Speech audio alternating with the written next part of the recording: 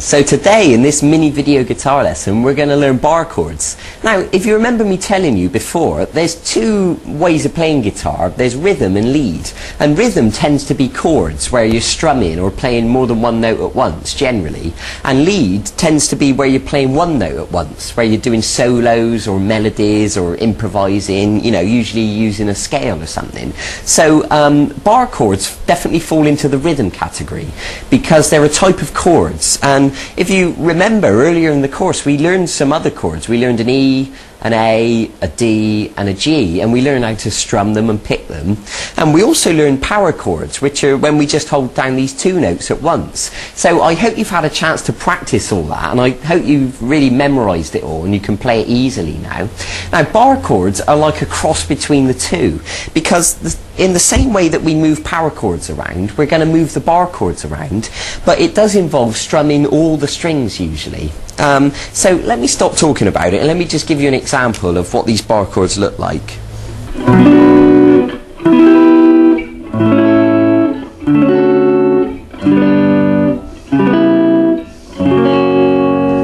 So I think you gather from that that bar chords are a little bit more complicated. They use more notes, and as a result of that it means you can play more interesting things. But I don't want you to be worried. Really, the two chords I'm going to show you today, which are minor and major, will allow you to play so many different things you won't believe it at the moment, but once I've showed you this you'll realise what I mean.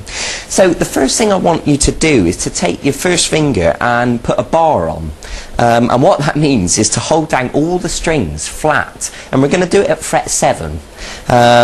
So what you need to do is hold down with plenty of pressure, and if you pluck all those strings they should all sound crystal clear. Now that takes a lot of strength from your hand, and to be honest I'll be surprised if you can do it like that first time. It usually takes people a lot of practice to build the strength in their fingers, and also just to get used to the position that you need to have your hand in. So don't worry if it's not perfect straight away, just try it again. Okay, good. So what you're going to do once you've got that bar on and it's sounding okay, we're going to use these two fingers to form a minor chord. And what that means is to take the third finger and put it on the 5th string at fret 9, and the little finger goes right next to it on the 4th string at fret 9. So now you can also look at the chord chart next to me if you just want to clarify that. So I'm going to strum all the strings again. And you can hear that this time it sounds like a proper chord. Now that is a minor chord because it's only using two fingers. If we were to put our middle finger on the 3rd string at fret 8, that would become a major chord. And you can hear that it sounds happier. You know, generally speaking, the minor sounds sadder and the major sounds happier. Okay, so what we've got here at fret 7 is a B minor chord.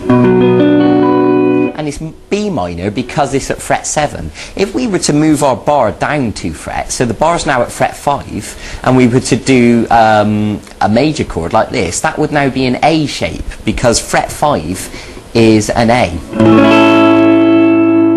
If we were to move down 2 more frets and play the major shape like that, we'd have a G. G major.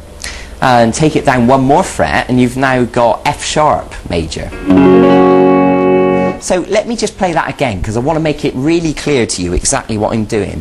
This first shape is at fret 7 with the bar, and we're just using 2 fingers, and so that means it's a B minor because B is fret 7 and 2 fingers is minor. Move it down to fret 5, which is now an A. And we're going to include the middle finger, and that makes it a major. So we don't have to say major, you can just say A, or you can say A major if you want to.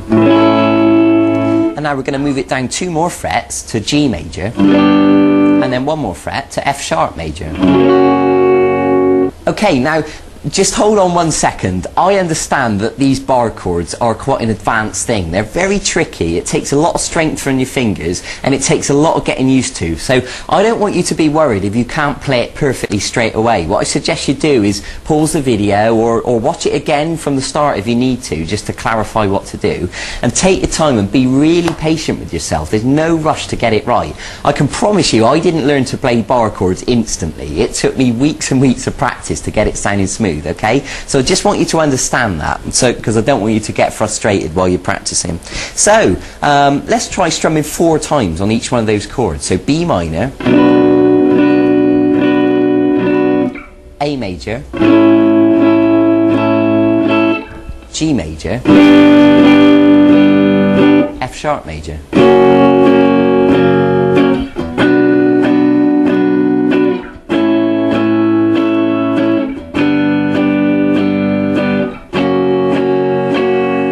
Okay, I think you get the idea. So what happens is now you can start to experiment. You can move the bar around all over the neck of the guitar, and you can either choose to do major or minor, and you can now start to write your own songs, and they're really going to sound interesting. So for example, let me try and make something up now as I go along.